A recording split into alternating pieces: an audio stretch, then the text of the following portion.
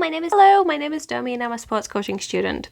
Welcome to my presentation series in which we will explore, discuss and analyse the role of sport for development.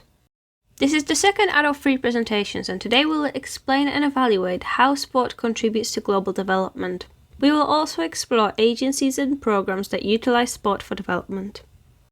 But what is sport for development? Is it not the same as sport development? Not at all. Here is the difference.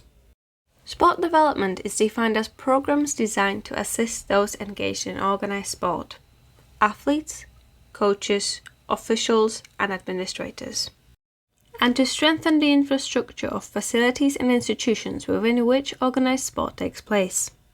Sport for development, on the other hand, is defined as promoting sport in a systematic and coherent way as a means to contribute to the achievement of development and peace.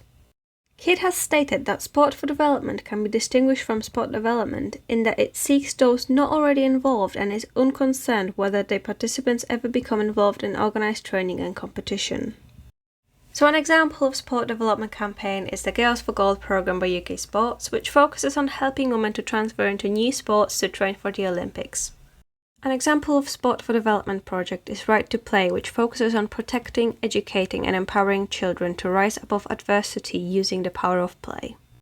But what is the history of sport for development? In 1655, Jamaica was colonised by the British Empire, who occupied the land with the settlers and exploited it economically. In 1830s, the British introduced Jamaica to cricket. At first, black and white players would very rarely play together. Even though it was supposed to promote fair play, the players were separated into rulers and those who were ruled, as British felt like they owned the land and the Jamaican people simply worked on it. In 1863, the first cricket grounds in Jamaica were open, however only for the white players. It was still very rare for black and white players to play together, but eventually black players were allowed to join the team, though segregation has continued. The native players would only ever play fielding and bowling positions, whereas the whites would always be batters. This is a clear example of the velvet glove of cultural imperialism. The native players had to do the hardest parts of the game, or otherwise chances are they probably would not be allowed to be in the team.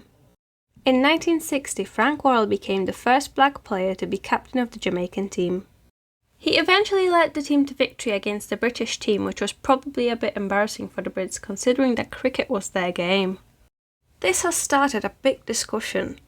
If we can have a black captain, why not have a black Prime Minister?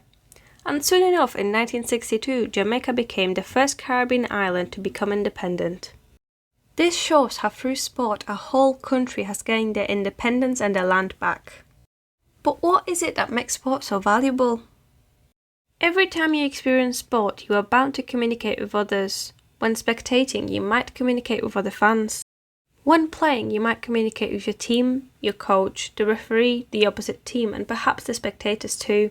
The more you communicate with others, the better your communication skills will become. Every sport you play has an element of problem solving in it, whether it being getting from point A to point B or which player to pass the ball to. They are all problems that you solve when you play. And the more you play, the better you become in the sport, as some of these problems get solved instinctively. Every time you play team sports, you will always have a team captain in the group. This role can be switched in between the players, which allows everyone to develop the confidence and the decision-making skill set to help you become a better leader. The longer you play and the more you experience the role of the leader, the better leader you will become. Every time you play team sports, you will work with other people to achieve a common goal. Again, the more you play, the better you will get at communicating and cooperating with other people, which boosts your team working skills. I think that resilience is the most important skill you can gain from sport. Every time you play, you are bound to make errors. But as you carry on playing, you learn that it's okay to not get things right all the time, or not to win all the time, and that it takes time to master skills. So going back to cricket in Jamaica, the Jamaicans learned to play cricket, and they learned the skills that came with participating in sport. They remained resilient as they built up these skills and became a confident team that have beaten the Brits at the very sport that the Brits have taught them. Last but not least, sport has no language. Everybody can enjoy and understand and benefit from sport regardless of what language you might speak. The first great example to show that sport really is non-lingual is the Christmas truce, which happened during the First World War. The fires were ceased along the Western Front, and the British and German troops united to play football together to celebrate Christmas. This also shows how sport is an amazing vehicle for peace building. Another great example of sport being non-lingual are mega events such as Olympics or the World Cup. They are a platform for the nations to unite and celebrate sport, the athletes, the cultures, and the hosting countries. The hosting cities receive investments from the organizations to improve their infrastructure, which helps to create new jobs and tourist attractions. These in turn can create profit to aid the country's further development and promote positive values. The biggest benefits of the 2010 World Cup in South Africa included the government improving the national roads and airports, as well as introducing public transport like the GO train and rapid bus transport systems. They also invested in the ICT upgrades, which included over 128,000 kilometers of new fibre installed across the country. Gillian Saunders, who is the head of advisory services at Grant Thornton, has said that improvements such as these offer huge benefits to people and they give great support infrastructure to underpin economic and tourism growth. In fact, these improvements have brought 350,000 new tourists who visited specifically for the World Cup Games. Because of this, the retail prices for June 2010 went up by 7.4% and the restaurant group Famous Brands has recorded a 24% increase in sales compared to the same month the previous year. As for Brazil, Mayor was very happy as the country has gained a long-term legacy of transport infrastructure. The country also gained the Olympic Boulevard, which was transformed from a district known for crime into a tourist attraction. The politicians and admins declared the Rio Olympics as a success because of the increased tourist numbers, which led to increased sales. Brazil also won more medals than ever before, and the target number of 10 medals won was almost met as Brazilian athletes earned 9 podium places. The Rio Olympics also brought more attention to female athletes. Rafaela Silva is a black homosexual judoka who was disqualified in the London Olympics. However, after winning the gold medal in 2016, she stated that she hopes this opens a discussion about acceptance in the Brazilian community. In 1990, United Nations have introduced 8 Millennium Development Goals, also known as MDGs. UN have signed a declaration to try and achieve these goals by 2015 in September of 2000. These goals included eradicate extreme poverty and hunger, achieve universal primary education, promote gender equality and empower women, reduce child mortality, improve maternal health, combat HIV, AIDS, malaria and other diseases, ensure environmental sustainability, and develop global partnership for development. In 2015, United Nations have introduced 17 new goals, which we know as Sustainable Development Goals or SDGs. The aim is to achieve these by 2030, and these goals include no poverty, zero hunger, good health and well-being, quality education, gender equality, clean water and sanitation, affordable and clean energy, decent work and economic growth, industry, innovation and infrastructure, reduced inequalities, sustainable cities and communities, responsible consumption and production, climate action, life below water, life on land, peace, justice and strong institutions, and partnerships for the goals.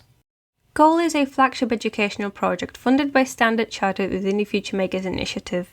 So, going back to the skills that we talked about earlier, all of the skills that you learn through sport will make you more employable as they are what we call transferable skills. And GOAL does a great job at applying this. They use sport and play-based learning to deliver modules on financial literacy and independence, communication skills, health and hygiene, and self-confidence. Chaya is one of the girls who took part in the GOAL program. She grew up in a women's refuge camp in Mumbai and she joined the project as a teenager. She was involved in netball sessions led by qualified coaches and later she became an assistant coach herself. So this eventually led her to becoming an intern at Standard Chartered and now she works for an international bank. Chaya says that netball builds health and confidence and team spirit and teaches us to work with all sorts of different people. GOAL meets the SDGs through providing quality education and sharing their knowledge about good health and well-being. The project promotes gender equality because, as their slogan reads, they focus on unleashing the economic potential of girls. This also helps to reduce inequalities as the girls are provided with equal opportunities. In the workshops, the girls are also taught about how to use legal resources and avoid violence, which meets the peace, justice and strong institutions goal. They get taught about how to use money and how to be money savvy, and they have access to opportunities for potential internships, like in Jaya's case, which means that they can get decent work. And the more people have decent work, the more economic growth can happen. And if people earn money, the poverty is likely to decrease and hopefully disappear, and people won't go around hungry. Hopefully this will lead to meeting the sustainable cities and communities goal, as if there is more people working and there is less poverty or hunger, there is going to be less crime in the streets and the businesses will be able to sustain themselves. Right to Play was created by Johan Olof Koss in 1994 after he travelled to Eritrea to assist with humanitarian aid. Amongst the burnt-out tanks, he observed children who remained resilient through the crisis and kept playing football with a ball made of shirts. This inspired him to use his platform and create the organization. So the charity works to empower children with confidence and knowledge that they need to rise above adversity and become positive forces of change. And they do this by creating positive and safe environments where the children can succeed. They use play in all of its forms and provide rich and engaged learning experiences for both inside and outside of the classrooms. Right to Play works towards the SDGs through providing quality education to the children and knowledge about good health and well-being as they're being looked after to help them heal from the harsh experience of war and abuse. The children get taught about gender equality, which in turn helps with reducing inequalities. They also learn about life skills, which help to get them into decent work and assist the economic growth. And similar to Goal Project meeting the SDGs, hopefully this will help to reduce poverty and hunger, which will help to reduce crime and lead to sustainable cities and communities. Thank you for watching. If you have any questions, leave them in the comments down below and I will do my best to answer them. I will see you in my next presentation. Stay safe and goodbye.